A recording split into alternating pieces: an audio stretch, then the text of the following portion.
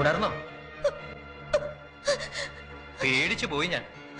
കുറച്ച് ജിന്നകത്തിയെന്നാ ഇങ്ങനെ ബോധം കെടും ഒരാള്. ഷവറിന്റെ ചോട്ടിൽ നിർത്തി തല നനച്ചിട്ടും ഒന്നും അറിഞ്ഞില്ല. സാരമില്ല, വേഗം ഡ്രസ് ചേഞ്ച് ചെയ്തിട്ട് വാ, പോവാൻ നമുക്ക്.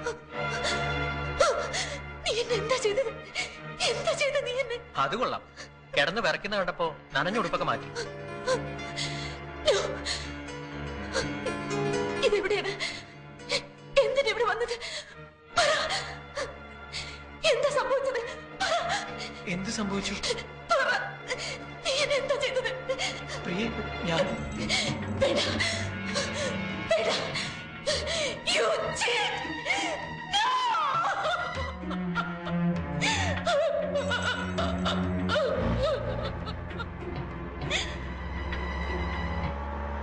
അങ്ങനെയൊന്നും സംഭവിച്ചിട്ടില്ലെന്ന് പിന്നീട് പ്രിയയെ വിശ്വസിപ്പിക്കാൻ നിങ്ങൾക്ക് കഴിഞ്ഞില്ലേ? വിശ്വസിക്കാൻ അവൾ ഒരുക്കമായിരുന്നില്ല. അവൾക്കതിന് കഴിഞ്ഞില്ല എന്ന് പറയുന്നതാവും കൂടുതൽ ശരി. എന്ന് വെച്ചാൽ അന്നേ അവരൊരു മനോരോഗിയായി. അതെ, എന്നോട് തീരാത്ത പകയെ ഞാൻ മദ്രാസിലേക്ക് പഠിക്കാൻ പോയത് തന്നെ അവളെ കണ്ടുമുട്ടാവുന്ന സന്ദർഭങ്ങൾ ഒഴിവാക്കാനായിരുന്നു. അമ്മയ്ക്കും വല്യമ്മയ്ക്കും മറ്റെല്ലാവർക്കും സത്യം അറിയാവുന്നത് കൊണ്ടാണ് മിസ്റ്റർ സാഗറുമായിട്ടുള്ള കല്യാണം അവർ തീരുമാനിച്ചത്. ഒരു കല്യാണത്തോടെ അവളുടെ മനസ്സ് നേരെയായിക്കോളും എന്നവർ കരുതി. പക്ഷേ അവൾ മദ്രാസിൽ എന്നെ തേടി വന്നു.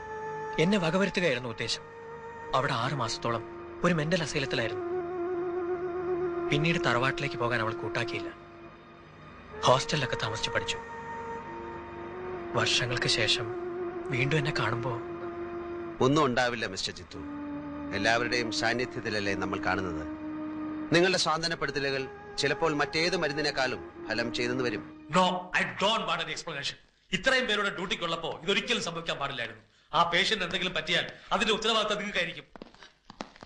എന്താ ഡോക്ടർ? ഇവര് കുളിക്കാൻ കയറുന്നത് വരെ പ്രിയ റൂമിൽ ഉണ്ടായിരുന്നതാണ്. Now she is missing.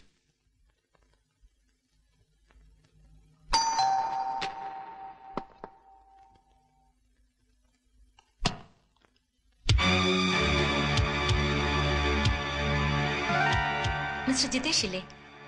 ഇല്ല. ആരാ? ബിടെക്കിന് ഒരുമിച്ച് പഠിച്ചതാ ഞങ്ങള്. ഒരു വീടിന്റെ പ്ലാൻ സബ്മിറ്റ് ചെയ്തതിൽ കുറച്ച് കറക്ഷൻസ് ഉണ്ടായിരുന്നു. ഓഫീസിൽ ചെന്നപ്പോ ആള് ലീവാണെന്ന് പറഞ്ഞു. എവിടെ പോയതാ? ആരെയും കാണാനുണ്ടെന്ന് പറഞ്ഞു പോയതാ. എനിക്ക് ഹാഫ് ഡേ ലീവേ ഉള്ളൂ. ഉച്ചയ്ക്ക് മുമ്പ് വരില്ലേ? ഒന്നും പറഞ്ഞില്ല. ഭാര്യയല്ലേ? അതെ. ഞാനിപ്പോ എന്ത് ചെയ്യും? ഇവിടെ വെയിറ്റ് ചെയ്യട്ടെ.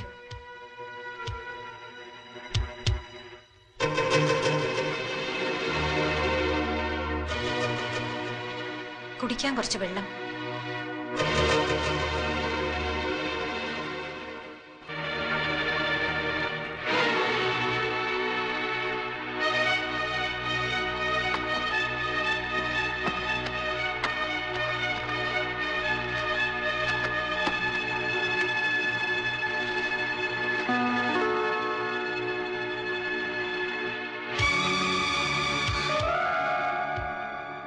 വെള്ളം ഞാനിപ്പോ കൊണ്ടുവരാം. അങ്ങോട്ടിരുന്നോളൂ.